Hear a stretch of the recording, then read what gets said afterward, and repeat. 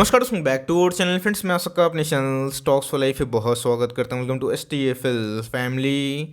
DFL बस बात की जाए, एफएल अपने ऑल टाइम हाई से 300 पॉइंट के आसपास करेक्शन दिखा चुकी है। तो जी हाँ दोस्तों, Q3 के नंबर्स की बात की जाए तो वेरियस कंपनी Q3 के नंबर्स हमारे सामने आते हुए देखने को मिल रहे हैं। मोस्ट ऑफ द नंबर्स अच्छे ही हैं और बहुत सारे नंबर्स की बात की जाए उसमें पूरा मार्जिन का प्रेशर हमें देखने को मिल रहा है। तो इसी बीच में गैस हम लोग वेट भी कर रहे थे कि एफएल अपने Q3 के नंबर्स का जो डिक्लेरेशन है वो कब दिखाएगा। तो जी हाँ, ये जो फाइनली जो वेट है उसका आउटकम हमें देखने को मिल रहा है। और यहाँ पे क्या रणनीति क्या होने वाली है, बिकॉज इसके पहले मैंने बहुत सारे ऐसे कमेंट रिसीव किए कि सर काश मैंने 1500 प्रॉफिट को बुक कर लिया होता और मैंने 1200 पे एंट्री लिया होता। दोस्तों, ये जो काश वर्ड है ना, स्टॉक मार्केट में सबसे खतरनाक होता है। बिकॉज काश करते करते बहुत लोग पोजिशन नहीं बनाते हैं, बहुत लोग बनाते भी हैं। तो उधर पे अगर आप ये सोचेंगे कि आप टॉप पे बेचे बॉटम पे खरीदें, ऐसा कभी नहीं होता है। इन्वेस्टमेंट दोस्तों एक मालगाड़ी की तरह होती है, कोई लोकल ट्रेन नहीं है कि हर एक स्टॉप में रुकेगा और उसके बाद आपको मौका मिलेगा फटाफट भागेगा, ऐसा नहीं होता है। तो जी हाँ दोस्तों, मालगाड़ी जो होती है वो एक लंबी दूरी करती है। तो एफएल के गाइस इस क्वार्टर में रेवेन्यू क्या होने वाले हैं और जो डेट्स निकल के आ रहे हैं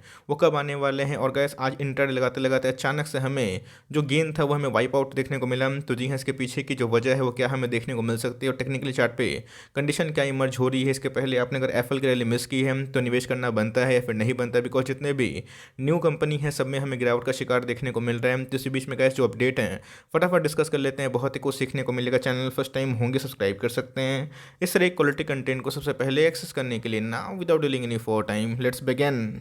शुरुआत करते हैं आज के कारोबारी कंडीशन से। जी हाँ, सो आज के दिन अगर आप देखें तो इंटरडे में 4-5% का हाई लगाता हुआ देखने को मिला, बट एट द एंड में हमें जो क्लोजिंग है वो 1% डाउन देखने को मिली। मार्केट में गैस मिड कैप और स्मॉल कैप के जो शेयर्स में आज के दिन में हमें अच्छे खासे कारोबारी जो सदर था वो देखने को मिला था। बट अचानक से अगर आप देखें तो हमें एट द एंड में थोड़ी सी प्रॉफिट बुकिंग देखने को मिली। तो जी हाँ, सो 1200 का लेवल अपने आप में ही बहुत ही इंपॉर्टेंट लेवल है। अगर इसको सर्वाइव करना है तो 1200 के ऊपर दोस्तों ट्रेडिंग करना बहुत ही इंपॉर्टेंट है, तभी जाके ये आने वाले कल में गैस जो अपकमिंग हाई है उसको टच कर सकता है। तो जी हाँ, मार्केट में मिड कैप और स्मॉल कैप में जो पिटाई हो रही है उसमें भी गैस एफएल में अच्छी खासी प्रॉफिट बुकिंग देखने को मिल चुकी है। इससे कंक्लूजन मत निकालिएगा, इसके पहले भी गैस एक साल में ही हमने एफएल में बहुत ज़्यादा उतार और चढ़ाव दोनों देखे। ऑल टाइम हाई से गिरा था, फिर भागा, फिर गिरा, फिर भागता हुआ देखने को मिला, फिर गिर रहा है। तो जी हाँ, सो इस क्वार्टर में रेवेन्यू के क्या आशंका हमें देखने को मिलता है, मेरी कैलकुलेशन क्या है और कितना प्रॉफिट हम लोग इस क्वार्टर में उम्मीद कर सकते हैं। ऑल्दो अगर आप देखें तो एक साल में इसने अच्छे खासे ही पैसे बना के ज़रूर दिए हैं।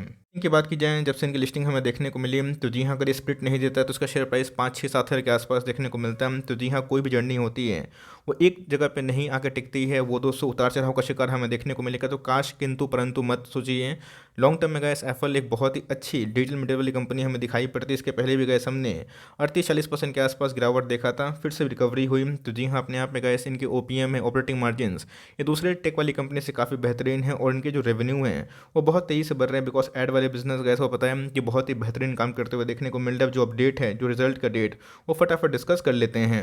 फाइनली अगर आप देखें तो आज के दिन ही अपडेट हमें देखने को मिल रहा है। तो जी हाँ, अगर आप देखें शनिवार को दिन दोस्तों ये बहुत ही इंपॉर्टेंट हो जाता है, आपके पास हो या फिर ना हो, मैक्सिमम लोगों के पास ये स्टॉक है क्योंकि ये स्टॉक फंडामेंटली बहुत ही अच्छी है। टेक्निकली अगर आप देखें थोड़ी वीकनेस हमें देखने को मिल रही है। तो याद रखिए दोस्तों, 5 फेब ये बहुत ही इंपॉर्टेंट डे होने वाला है जहाँ पे एफएल अपने Q3 के नंबर्स को पेश करेंगे। तो जी हाँ, इसके पहले हमने देखा कि एफएल ने बैक टू बैक अपने क्वार्टरली जो नंबर्स है उसको पेश किए और नंबर्स बहुत धमाकेदार थे। उसके बाद ऐसा कोई बड़ी रैली नहीं थी क्योंकि एफएल उस समय गैस एएसएम के स्टेज में था। उसके बाद हमें रिकवरी देखने को मिली और एक बार एएसएम से बाहर निकला और जो स्ट्रॉन्ग गाइडेंस की वजह से अच्छी खासी रिकवरी हमें देखने को मिली और इसने गैस हाल फिलहाल में ही अपने ऑल टाइम हाई को ज़रूर टच किया था। थोड़ा सा फंडामेंटल जानेंगे, उसके बाद टेक्निकल चार्ट पे जाएंगे और उसके बाद क्या टिप्पणी होगी, क्या इधर पे जो मेरे अनुमान से क्या इधर पे प्रॉफिट आने की संभावना है। बट ऑल्दो अगर आप देखें तो आज के दिन में हमें स्ट्रॉन्ग डिलीवरी से देखने को मिल रही थी, जहाँ पे 5,15,000 शेयर्स ट्रेड हुए। उसके अगेंस्ट में अगर आप देखें 2,65,000 शेयर्स को डीमेट में ले जाया गया। इसका मतलब 51% के आसपास स्ट्रॉन्ग डिलीवरी से हमें देखने को मिल चुकी है। हमेशा याद रखिएगा, business is the key, forward EPS is the key.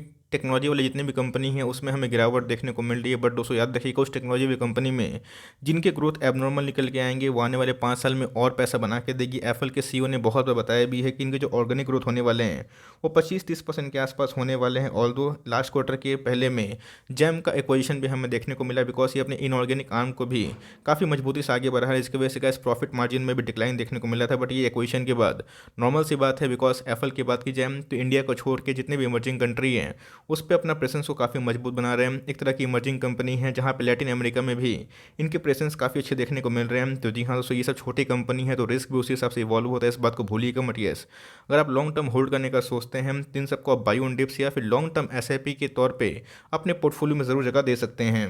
की बात की जाए तो अभी के टाइम में गए 16,000 करोड़ के आसपास की मार्केट कैप है। हाल फिलहाल में ही 19,000 करोड़ के आसपास की मार्केट कैप गई थी, तो वो उतर चढ़ाव तो होते ही रहता है। बट येस, अगर आप देखें तो मिड कैप का स्टॉक है और आने वाले 6-8 महीना में मुझे कोई दोहराई नहीं होगी कि ऑफिशियली ये मिड कैप कैटेगरी में बाई एएमएफआई चला जाएगा और ये एफएनओ का भी स्टॉक शायद हो सकता है। मेरा ऐसे दोस्तों कैलकुलेशन है। तो अपने ऑल टाइम हाई से हमें 300 के आसपास डिस्काउंटेड में अवेलेबल दिखाई पड़ रहा है। तो जी हाँ, स्टॉक अगर आप पी देखें 93 के आसपास है, जो ऑफकोर्स काफ़ी हाई हमें देखने को मिलते हैं। बट जैसे जैसे अर्निंग्स बढ़ेंगे प्राइस टू एडजस्ट होता हुआ देखने को मिलेगा। आरओसी की बात की जाए, आरओई की बात की जाए, बहुत ही टॉप क्लास है, 45% के आसपास इनके आरओई हैं।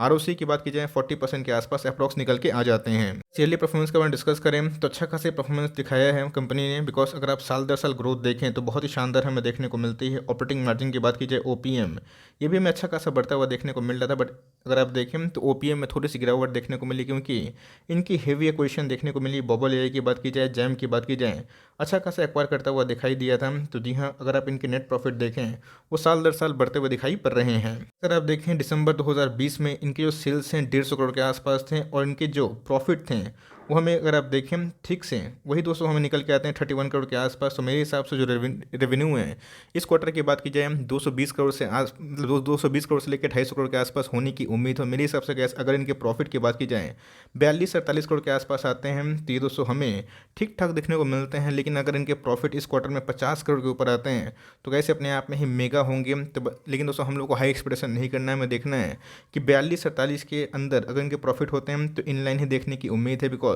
ईयरली के बेसिस की बात की जाए तो एप्पल एक अच्छी कंपनी है और जिस हिसाब से एक्विजिशन हो रही है और जिस हिसाब से डिजिटल मीडिया काम कर रही है तो गाइस जितने भी इलेक्ट्रॉनिक डिवाइसेस हैं, जितने भी आधुनिकरण हमें देखने को मिल रहे हैं, ऑफकोर्स जो टीवी हो गए, ओटीटी प्लेटफॉर्म हो गए, ये भी दोस्तों की बहुत बड़ी मार्केट देखने को मिल सकती है। इस पर अगर आप ध्यान दें तो जी हाँ, क्वार्टरली बेसिस पे, ईयरली बेसिस पे थोड़े बढ़ते हुए देखने को मिल रहे हैं। बट उसको अचानक से हमें इनके रिजर्व में भी अच्छा खासा उछाल देखने को मिल रहे हैं। इनकी जो कमेंट्री थी इनके सीईओ की, उन्होंने बताया भी था जहाँ इनको सही लगेगा ये एक्वायर करेंगे हम, तभी के टाइम में गैस ये हाईएस्ट एवर अगर आप देखें रिजर्व को ओन करती है तो बहुत बेहतरीन बात है। तो ऑफकोर्स गैस हम लोग ग्रोथ में पार्टिसिपेट करते हैं लॉन्ग टर्म में, ऑफकोर्स हम लोग कंपनी में टिके रहने वाले ज़रूर हैं। बात इस क्वार्टर में एफआईएस और डीएस ने क्या किया तो जी हाँ, प्रोमोटर की होल्डिंग की बात की जाए तो एज यूजुअल दोस्तों हमें फ्लैट देखने को मिल रहा है, मतलब नो चेंजेस। एफआईएस की होल्डिंग की बात की जाए थोड़ा सा माइनस ट्रिम है। डीएस की होल्डिंग की बात की जाए थोड़ी सी बढ़ते हुए देखने को मिल रही है। पब्लिक की होल्डिंग की बात की जाए उसमें भी हमें उछाल देखने को मिल रहा है। पिछले 3-4 क्वार्टर से एफआईएस को छोड़ के, डीआईएस को छोड़ के पब्लिक की होल्डिंग थोड़ी सी ज़रूर बढ़ते हुए देखने को मिली है। स्मॉल कैप है तो रिस्क ज़रूर होता है। तो लेकिन दोस्तों इस रिस्क के अगर आप भागेंगे तो कभी भी कोई स्टॉक का पार्टिसिपेट नहीं कर पाएंगे ग्रोथ का। बहुत लोग सोच रहे कि मैंने किधर प्रॉफिट बुकिंग कर लिया होता तो मेरे अच्छे खासे पैसे बनते हैं। दूसरी बहुत ही मैं बोलूँगा कि चाइल्डिश क्वेश्चन है। बिकॉज यहाँ पे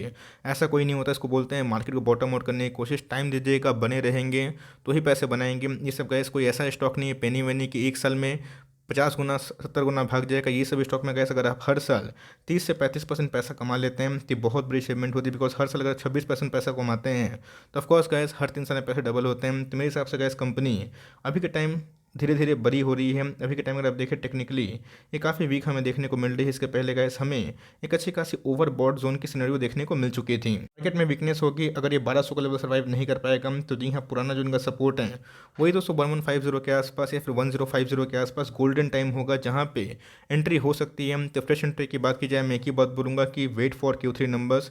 एक बार नंबर्स आप देख लीजिए, अगर आपको सेटिस्फेक्शन फील होता है, कंपनी की कमेंट्री सही लगती है तो ही आप एंट्री करिएगा। कंपनी पे कॉन्फिडेंस है तो मेरे हिसाब से गए 70 से 50 के फॉल पे आप धीरे धीरे एसआईपी कर सकते हैं। लिए भी हम 1300 के लेवल पे, 1350 के लेवल पे, वहाँ पे पैनिक ना करें। कंपनी फंडामेंटली अच्छी, इसके पहले भी गिरा था बट उसके बाद रिकवरी ज़रूर हमें देखने को मिली थी। तो टाइम दीजिएगा, कंपनी को रिवॉर्ड ज़रूर करेगी। बट लेट्स से कि 5 फेब को क्या इनके नंबर्स पेश होने वाले हैं, जो भी होंगे गाइस मैं आपको जल्दी ही अपडेट कर दूंगा। तो आपको क्या लगता है कमेंट बॉक्स में रिव्यू को ज़रूर साझा कर सकते हैं। बट येस, कंपनी अच्छी है, आप चाहे तो लॉन्ग टर्म के लिए आराम से उसको होल्ड एंड कंटिन्यू कर सकते हैं। आई होप मेरा एफर्ट आपको अच्छा लगा। वीडियो अच्छी लगी तो एक लाइक कर दिएगा। चैनल फर्स्ट टाइम होंगे तो यहाँ से सब्सक्राइब करना भूलिएगा। फर्दर कोई डाउट है उसको ड्रॉप कर सकते हैं। कुछ रिव्यू चाहिए उसका भी नाम ड्रॉप करना भूलिएगा। I would love to make a video on your demand guys. मिलते हैं जल्दी ही, तब तक के लिए bye. Thanks for listening friends, God bless you all.